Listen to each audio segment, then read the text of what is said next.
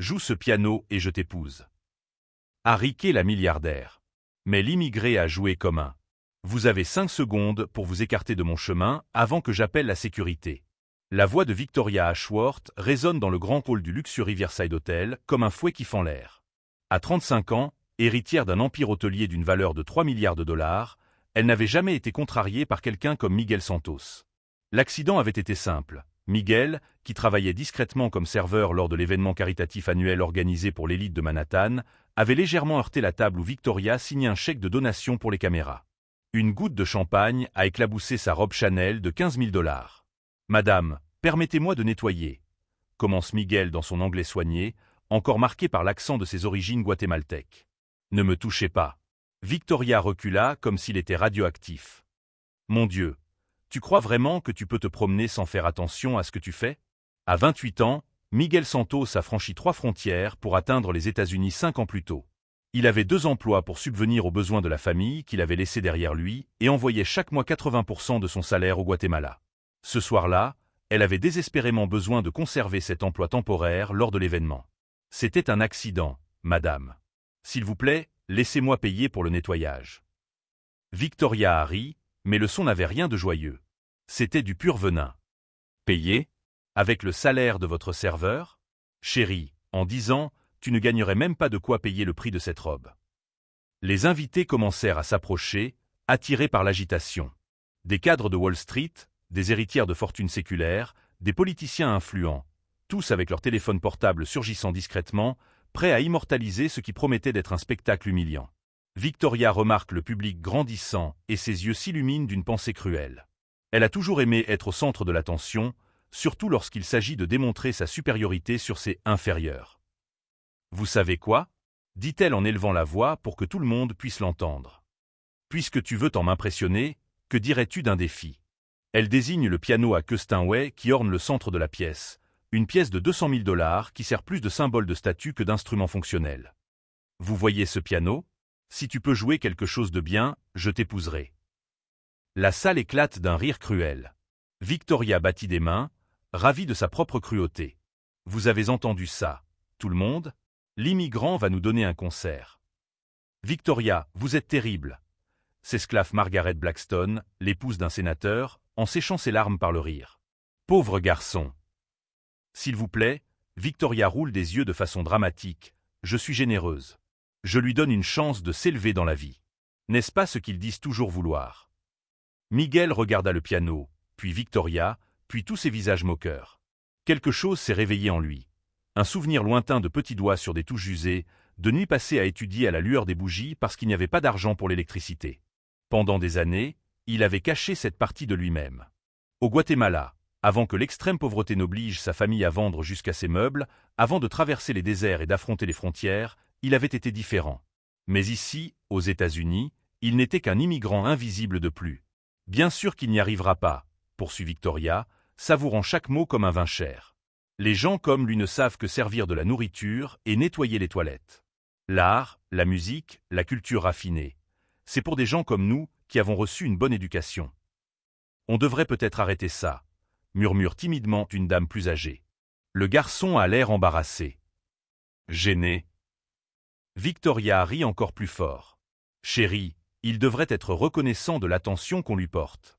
Quand est-ce que quelqu'un comme lui a eu l'occasion de jouer d'un vrai instrument pour la dernière fois ? C'est alors que Miguel fit quelque chose qui surprit tout le monde, y compris lui-même. Au lieu de baisser la tête et de reculer comme Victoria s'y attendait, il se dirigea calmement vers le piano. Ses pas étaient mesurés, déterminés, et il y avait quelque chose dans sa posture qui fit cesser de rire certains des invités. « Attends, tu vas vraiment essayer ?» demanda Victoria, sa confiance vacillant pendant une fraction de seconde lorsqu'elle réalisa la détermination tranquille dans ses yeux. « Tu as fait une promesse, » répondit simplement Miguel, sa voix calme coupant court au rire. Devant tout le monde. Devant les caméras. La pièce resta silencieuse pendant un moment. Victoria sentit quelque chose de froid lui parcourir l'échine, pas de la peur, mais le premier sentiment lancinant qu'elle avait peut-être sous-estimé cet homme. Il y avait quelque chose dans ses yeux, une sérénité qui ne correspondait pas à la situation humiliante. « Très bien, » dit-elle en retrouvant son calme et son sourire malicieux. « Mais quand tu échoueras lamentablement, et tu échoueras, je veux que tu t'excuses devant tout le monde pour nous avoir fait perdre notre temps. Alors que Miguel s'approchait de l'instrument, ses mains tremblaient légèrement, mais ce n'était pas la peur qui faisait trembler ses mains. C'était quelque chose de bien plus puissant, l'anticipation de quelqu'un qui est sur le point de réécrire complètement le récit de sa propre vie. Personne dans la salle n'aurait pu imaginer qu'il était sur le point d'assister à quelque chose qui non seulement changerait cette nuit-là, mais qui remettrait en question tout ce qu'il croyait savoir sur le talent, la dignité et la véritable signification de la noblesse. Si cette histoire de préjugés et de dépassement vous touche, n'oubliez pas de vous abonner à la chaîne, car ce qui va se passer prouvera que la plus belle des vengeances est parfois de montrer au monde qui l'on est vraiment. Miguel s'approcha du Steinway à pas compter, ignorant complètement les rires qui résonnaient autour de lui. Victoria observait chacun de ses mouvements avec un sourire à couper le souffle, savourant manifestement ce qu'elle considérait comme sa victoire anticipée. « Attendez une minute », dit-elle en levant la main de façon théâtrale. « Avant de commencer cette comédie, pourquoi ne pas rendre les choses plus intéressantes ?» Victoria ouvre son sac Hermès et en sort un portefeuille en cuir italien rempli de billets. « 1000 $ si vous pouvez jouer une chanson entière sans faire d'erreur », annonce-t-elle en agitant l'argent en l'air comme s'il s'agissait d'une carotte pour un âne.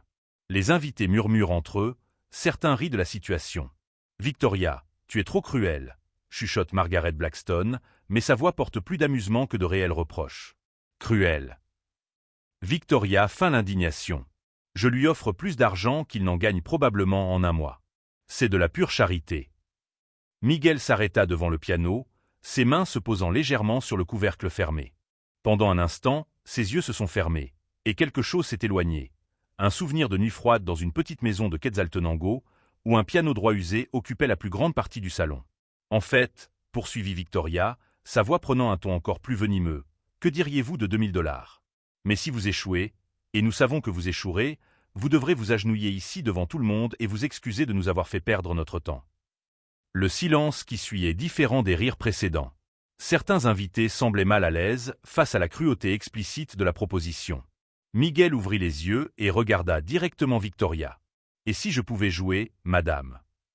Sa voix était calme, mais elle avait quelque chose de nouveau.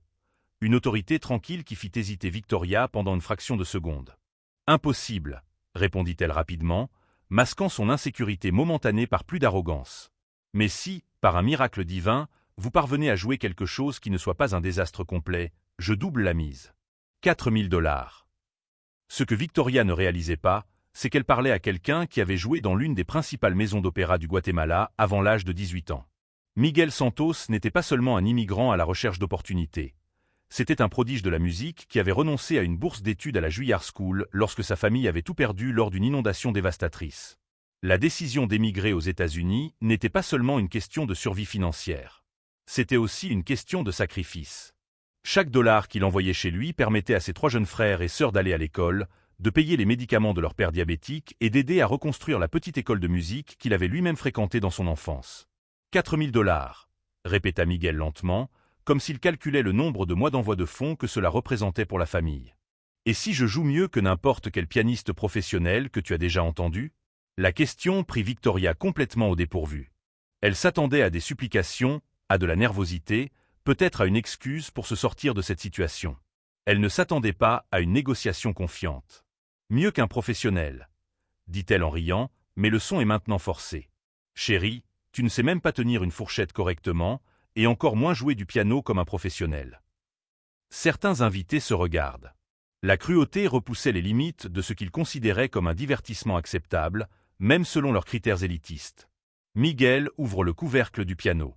Les touches brillaient sous la lumière des lustres, chacune étant parfaitement accordée et entretenue. Pendant 5 ans, il avait évité de jouer d'un instrument. La musique lui rappelait trop ce qu'il avait perdu, les rêves qu'il avait sacrifiés sur l'autel de la responsabilité familiale. Mais à ce moment-là, devant cette femme qui le traitait comme s'il était moins qu'un être humain, quelque chose en lui s'est enflammé. Ce n'était pas seulement de la colère, c'était de la fierté. La fierté de quelqu'un qui sait exactement qui il est, même lorsqu'il est obligé de se faire passer pour quelqu'un d'autre. « Tu sais ce qui me dérange le plus chez les gens comme toi ?» continua Victoria, incapable d'arrêter son torrent de venin. « Vous venez ici en pensant que vous méritez la même chose que nous. Mais la vérité est simple. Certains sont nés pour servir, d'autres pour être servis. C'est l'ordre naturel des choses. » À chaque mot, les doigts de Miguel se déplaçaient inconsciemment sur les touches, comme s'il se souvenait d'une musique qu'il pensait avoir oubliée. Rachmaninoff, Chopin, Liszt, des compositeurs qu'il maîtrisait avant même d'avoir 17 ans. Le pire, poursuit-elle, c'est cette arrogance de croire qu'ils peuvent s'élever au-dessus de leurs conditions. Comme si le talent était plus important que la lignée, l'éducation, le lieu de naissance. C'est alors que Miguel a souri. Ce n'était pas un sourire de nervosité ou de soumission. C'était le sourire de quelqu'un qui venait de décider de révéler un secret gardé depuis des années. Un sourire qui fit comprendre à certains des invités les plus observateurs qu'ils avaient peut-être sérieusement sous-estimé cet homme. La dame a raison sur un point, dit Miguel en ajustant la hauteur du tabouret avec la précision de quelqu'un qui a fait ce geste des milliers de fois. Le talent est une chose avec laquelle on est. Mais ce qui sépare vraiment les grands artistes des médiocres, ce n'est pas d'où ils viennent, c'est ce qu'ils sont prêts à sacrifier pour leur article. Victoria sentit un frisson remonter le long de sa colonne vertébrale. Il y avait quelque chose dans la posture de Miguel, la façon dont ses mains étaient positionnées sur les touches, qui ne correspondait pas à l'image du serveur maladroit qu'elle avait humilié quelques minutes auparavant. Chaque insulte qu'elle avait prononcée alimentait quelque chose de puissant en lui, pas seulement de l'indignation, mais une détermination silencieuse à lui montrer, ainsi qu'à tous ceux qui étaient présents, la véritable signification du mot talent. Et lorsque ses mains touchèrent enfin les premières touches, même les plus moqueurs commencèrent à comprendre qu'ils étaient sur le point d'assister à quelque chose qui allait complètement redéfinir leur conception de la classe, de la culture et de l'excellence véritable. Les mains de Miguel planèrent sur les touches pendant quelques secondes qui parurent éternelles. Dans ce silence chargé, il se passait quelque chose d'extraordinaire, non seulement dans la salle, mais surtout dans l'esprit de l'homme que Victoria avait complètement sous-estimé. Tandis que les invités chuchotaient entre eux, pariant sur la rapidité avec laquelle ce spectacle pathétique se terminerait, Miguel ferma les yeux et laissa un souvenir précis l'envahir. Quetzaltenango, Guatemala, il y a 15 ans. Un garçon de 13 ans jouant sur un piano droit usé, sous la direction stricte du maestro Herrera, qui avait étudié au Conservatoire de Paris. Miguel, la voix du vieux maestro résonne dans son esprit. Quand tu joues pour des gens qui doutent de toi, souviens-toi, ne joue pas pour les convaincre. Joue pour te rappeler qui tu es vraiment. Maestro Herrera avait vu quelque chose de spécial dans ce garçon de la banlieue. Quelque chose de si extraordinaire qu'il avait consacré 5 ans de sa vie à le former gratuitement, le préparant à des auditions internationales qui pouvaient tout changer. À l'âge de 17 ans, Miguel avait été accepté à la Juilliard School avec une bourse complète. Un exploit que moins de 20 latinos réalisent chaque décennie. Mais les inondations de 2008 sont arrivées. Sa maison, son école de musique, les documents relatifs à sa bourse, tout a été emporté. Et avec eux, apparemment, ses rêves. Tu attends l'inspiration divine ? Se moque Victoria, rompant la transe de Miguel. Car je peux t'assurer que Dieu ne gaspille pas les miracles pour des gens comme toi. Le rire résonna à nouveau, mais cette fois Miguel sourit. C'était le sourire de quelqu'un qui venait de prendre une décision irréversible. C'est alors qu'une voix féminine coupa court au rire. Monsieur Miguel, tout le monde se retourna pour voir Carmen Rodriguez, la responsable des événements de l'hôtel, une femme d'une 50aine d'années qui travaillait là depuis 15 ans. Elle avait assisté à la scène avec une gêne grandissante. Carmen, ne te mêle pas de ceux qui ne te regardent pas, grogne Victoria. Ce ne sont pas tes affaires. Mais Carmen ignore complètement Victoria et s'approche directement de Miguel. Monsieur Miguel, répéta-t-elle, sa voix portant quelque chose qui attira l'attention de plusieurs invités. La dame qui m'a recommandé votre candidature pour travailler ici m'a dit que vous aviez étudié la musique. La salle devint silencieuse. Victoria sentit un frisson lui parcourir l'échine. Quelle dame ? Demanda Margaret Blackstone, curieuse. Carmen sourit. Le professeur Elena Vasquez, de l'école de musique de Manhattan. Elle a dit que Miguel était l'un des talents les plus prometteurs qu'elle avait rencontrés en 20 ans d'enseignement. Le mensonge était sorti si naturellement que même Miguel cligna des yeux, surpris. Carmen l'avait inventé sur le champ, mais il y avait quelque chose dans ses yeux. Une détermination féroce à protéger quelqu'un qu'elle voyait injustement humilié. C'est ridicule, proteste Victoria, mais sa voix est moins assurée. S'il était vraiment doué, que ferait-il à servir des boissons ? Parfois, répondit Miguel calmement, en prenant enfin la parole, les gens font des sacrifices que les autres ne peuvent pas comprendre. Ses mains se positionnèrent sur les touches avec une précision qui fit se pencher en avant, intrigués, certains des musiciens présents.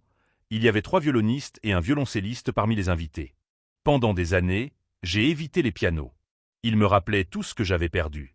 Mais aujourd'hui, en ce moment, je me rends compte que j'ai peut-être été protégé pour ce moment précis. Victoria essaya de rire, mais le son sortit de manière forcée.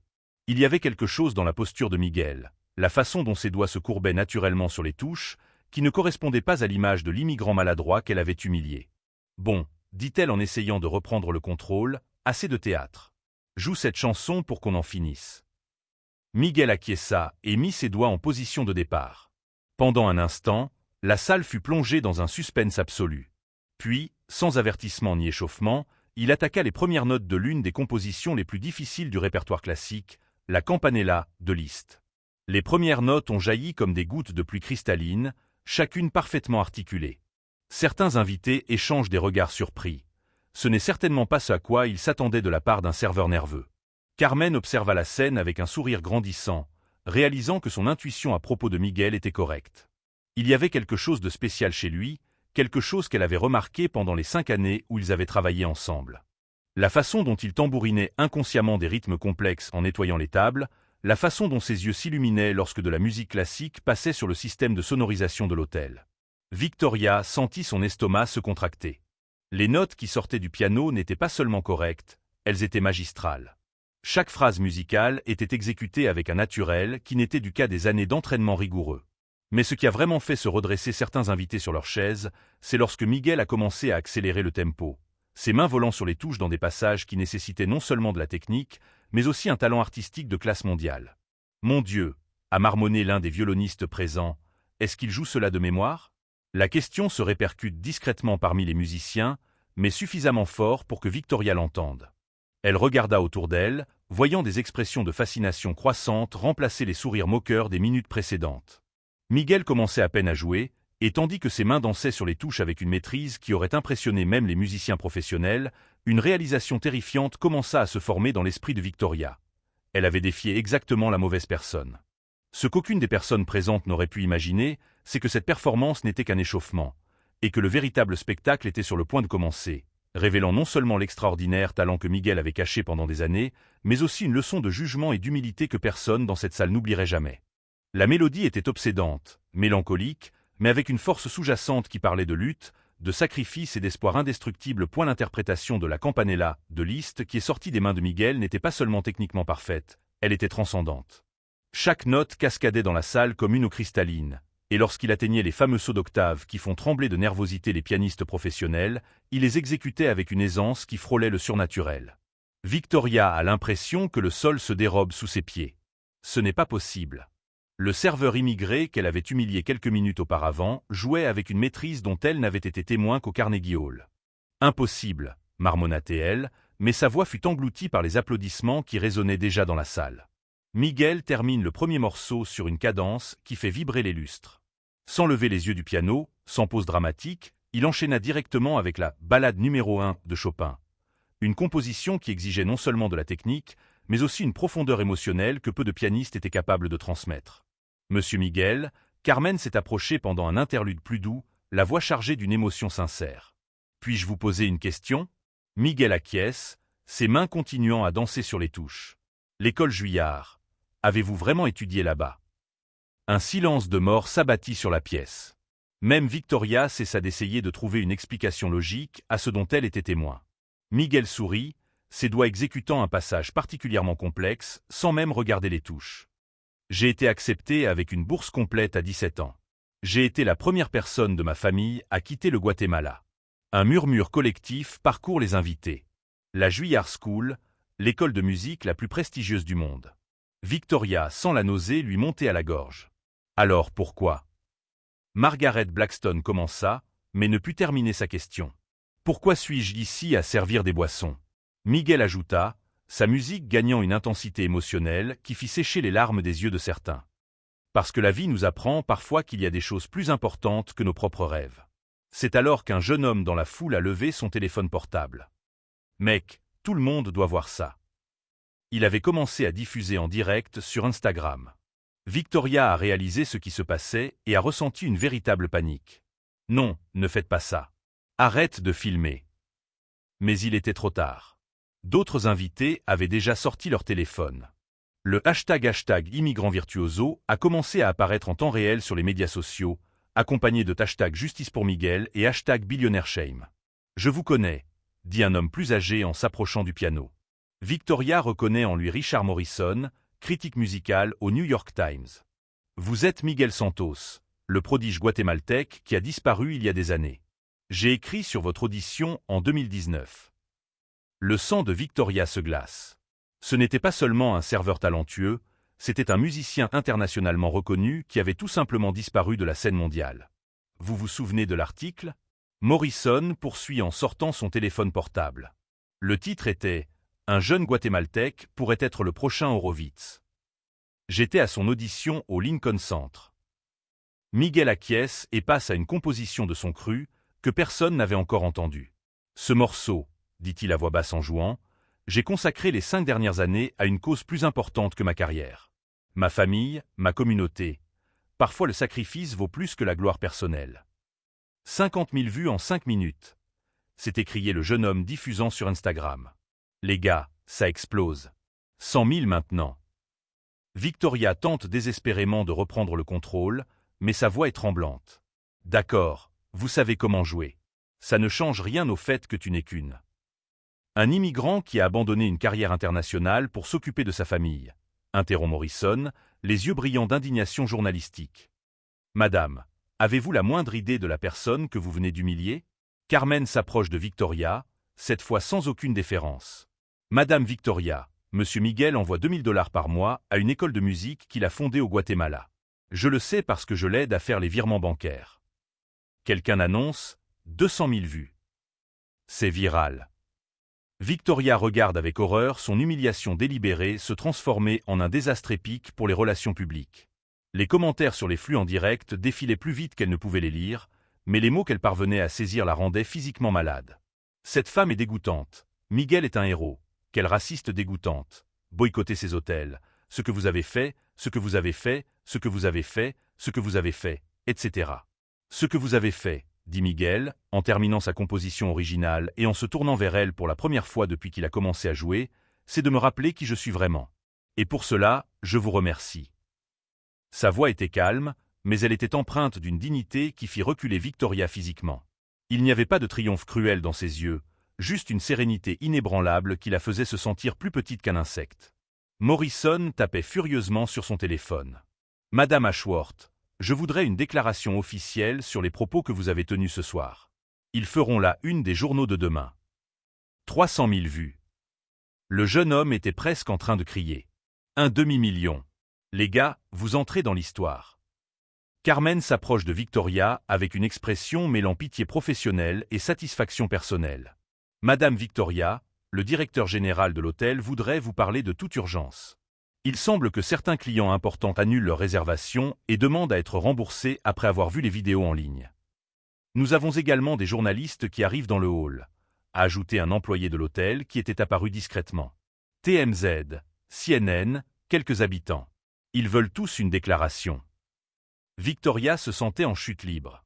Sa réputation, laborieusement bâtie au fil des décennies, s'effondrait en temps réel, retransmise en direct à des millions de personnes dans le monde. Miguel se leva du banc du piano pour la première fois depuis 40 minutes. Lorsqu'il s'adressa à Victoria, il n'y avait pas de triomphe cruel dans sa posture, seulement une dignité inébranlable qui transformait sa victoire en quelque chose de transcendant. « Madame Victoria », dit-il calmement, en tendant la main dans un geste de pardon capté par des dizaines de caméras, « merci de me rappeler qui je suis vraiment. » Parfois, il faut se perdre complètement pour se retrouver. Alors que les applaudissements se poursuivaient et que les caméras captaient chaque instant de cette extraordinaire transformation, une question chargée d'émotion et de rédemption restait en suspens. Était-il possible que cette nuit d'humiliation et de révélation puisse enseigner quelque chose de profond sur la dignité, le talent et la véritable valeur d'une personne? Ou certaines leçons sur l'humanité ne peuvent-elles être apprises que lorsqu'il est trop tard pour demander un pardon sincère? 6 mois après cette nuit à l'hôtel Riverside, Miguel Santos était de retour sur la scène du Lincoln Center, mais cette fois-ci pas en tant que jeune aspirant désespérément à la recherche d'une opportunité. Il était là en tant que soliste principal du tout nouvel international Young Talent Orchestra, un projet qu'il avait lui-même conçu et que Victoria Ashworth avait entièrement financé. L'ironie de la situation ne passe pas inaperçue. La femme qu'il avait publiquement humiliée était désormais assise au premier rang, applaudissant avec plus d'enthousiasme que n'importe quel autre spectateur. La transformation de Victoria a été aussi spectaculaire qu'inattendue. Je n'avais jamais imaginé que la pire nuit de ma vie deviendrait le catalyseur de la meilleure décision que j'ai jamais prise, avait-elle déclaré au New York Times 2 semaines après l'incident viral. Miguel ne m'a pas seulement appris la musique, il m'a aussi appris l'humanité. La vidéo de cette nuit-là à l'hôtel avait dépassé les 50 millions de vues, devenant l'un des cas les plus documentés de justice instantanée dans l'histoire des médias sociaux. Mais les conséquences sont allées bien au-delà des chiffres en ligne. 3 jours après la performance virale, Victoria a perdu les contrats de 3 grands hôtels partenaires, qui ont annulé les accords en citant des « valeurs d'entreprise incompatibles ». Son propre conseil d'administration a convoqué une réunion d'urgence, mettant en doute sa capacité à représenter la marque familiale. C'était la première fois en 35 ans que j'étais obligé de rendre compte de mes actes, a admis Victoria dans une interview ultérieure. Et j'ai réalisé que je n'aimais pas la personne que j'étais devenue. Miguel, quant à lui, avait reçu plus de 200 offres pour se produire dans le monde entier. Conservatoire d'Europe, Opéra d'Asie, Orchestre symphonique d'Amérique, tous voulaient travailler avec le pianiste immigré qui a touché le cœur du monde. Mais la décision la plus importante a été prise lorsque Victoria l'a approché personnellement, une semaine après l'incident, dans le modeste appartement du Queens où Miguel vivait avec 2 autres immigrés guatémaltèques. « Je veux financer tes études », lui avait-elle dit, mal à l'aise sur la chaise en plastique qui servait de meuble principal dans le salon, pas par pitié, mais parce que je reconnais le talent quand je le vois. Et parce que j'ai besoin de faire quelque chose de bien avec l'argent dont j'ai hérité.